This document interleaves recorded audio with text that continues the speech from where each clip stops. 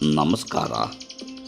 ನುಡಿ ಬೆಳಗು ದೀಪಾ ಹಿರೇಗುತ್ತಿ ಅವರ ಪ್ರಜಾವಾಣಿಯ ಅಂಕಣ ಬರಹ ಏಕಾಗ್ರತೆ ಸಾಧನೆ ಹೇಗೆ.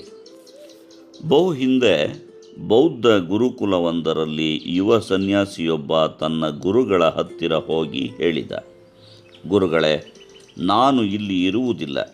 ನನಗೆ ಶಾಂತಿಯುತವಾಗಿ ಇರುವ ಕಡೆ ಅಧ್ಯಯನ ಮಾಡಬೇಕಾಗಿದೆ. ಅನುಮತಿ ಕೊಡಿ. ಗುರುಗಳು ಯಾಕೆ ಎಂದು ಕೇಳಿದರು. ಆಗ ಶಿಷ್ಯ, ಇಲ್ಲಿ ಯಾರಿಗೂ ನನ್ನನ್ನು ಕಂಡರೆ ಆಗುವುದಿಲ್ಲ.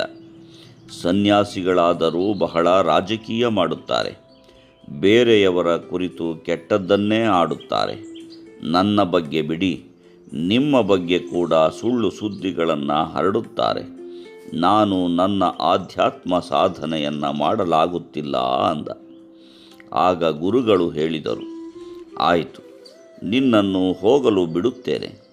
ಆದರೆ ಹೋಗುವ ಮುನ್ನ ಒಂದು ಉಪಕಾರ ಮಾಡು.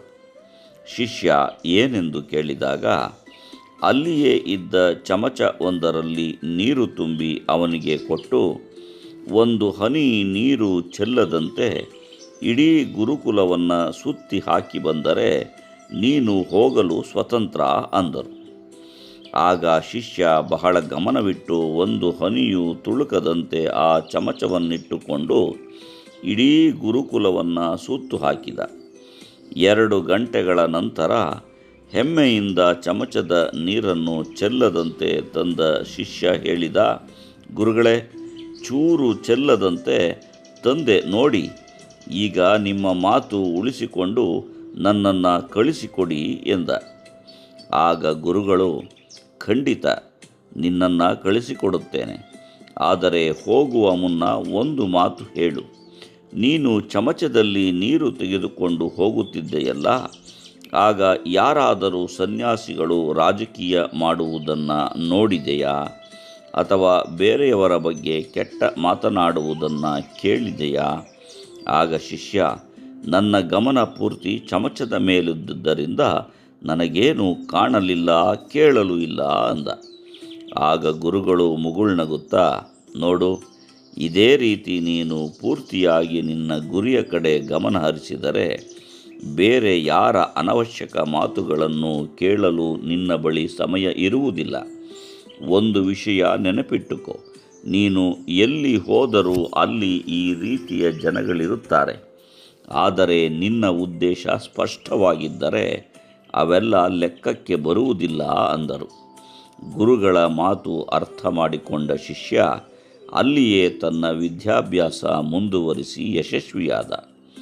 ಸುತ್ತಲಿನ 100 ಆಕರ್ಷಣೆಗಳಿಂದ, ಸಮಸ್ಯೆಗಳಿಂದ ಬಚಾವಾಗಲು ಗುರಿಯೆಡೆಗೆ ಪೂರ್ತಿ ಗಮನ ಹರಿಸುವುದೊಂದೇ ನಮ್ಮೆಲ್ಲರಿಗೂ ಇರುವ ಮಾರ್ಗ. ಇತಿಹಾಸದ ಪುಟಗಳಲ್ಲಿ ಸಿಗುವ ಮಹಾತ್ಮರ ಉದಾಹರಣೆಗಳೇ ಇದಕ್ಕೆ ಸಾಕ್ಷಿ. ತಮ್ಮ ಸುತ್ತಲಿನ ವಾತಾವರಣ ಕಿಂಚಿತ್ ಅನುಕೂಲವಾಗಿರದಿದ್ದರೂ ಕೆಚ್ಚಿನಿಂದ ಗುರಿ ಸಾಧಿಸಿದ ಮಹಾನ್ ವ್ಯಕ್ತಿ ಡಾಕ್ಟರ್ BR ಅಂಬೇಡ್ಕರ್. ಕಪ್ಪು ಕತ್ತಲಿನ ಭೀತ ಹಾದಿಯಲ್ಲಿ ಸಿಡಿಲಿನಂತೆ ಬಂದವರು ಎಂದು ಅವರನ್ನು ವರ್ಣಿಸುತ್ತಾರೆ LN ಮುಕುಂದರಾಜ್ ತಮ್ಮ ಕವಿತೆಯೊಂದರಲ್ಲಿ. ಹೆಜ್ಜೆ ಹೆಜ್ಜೆಗೂ ಅವಮಾನವನ್ನು ಎದುರಿಸಿದರೂ ಕೋಟ್ಯಾಂತರ ಜನರ ಉದ್ಧಾರದ ಗುರಿಯನ್ನು ಸಾಧಿಸಲು ಅಹರ್ನಿಶಿ ದುಡಿದ ಅಂಬೇಡ್ಕರ್ ತಾವು ಮೇಲೆದ್ದು ಬೇರೆಯವರಿಗೂ ಆಸರೆಯಾದರು. ದೀನರ, ತುಳಿತಕ್ಕೊಳಗಾದವರ, ಮಹಿಳೆಯರ ಪಾಲಿನ ಆಶಾದೀಪವಾದರು. ಭಾರತೀಯರೆಲ್ಲರೂ ಕೃತಜ್ಞತೆಯಿಂದ ನೆನೆಯಬೇಕಾದ ವ್ಯಕ್ತಿ ಬಾಬಾ ಸಾಹೇಬರು. ನಮಸ್ಕಾರ. ಧನ್ಯವಾದಗಳು.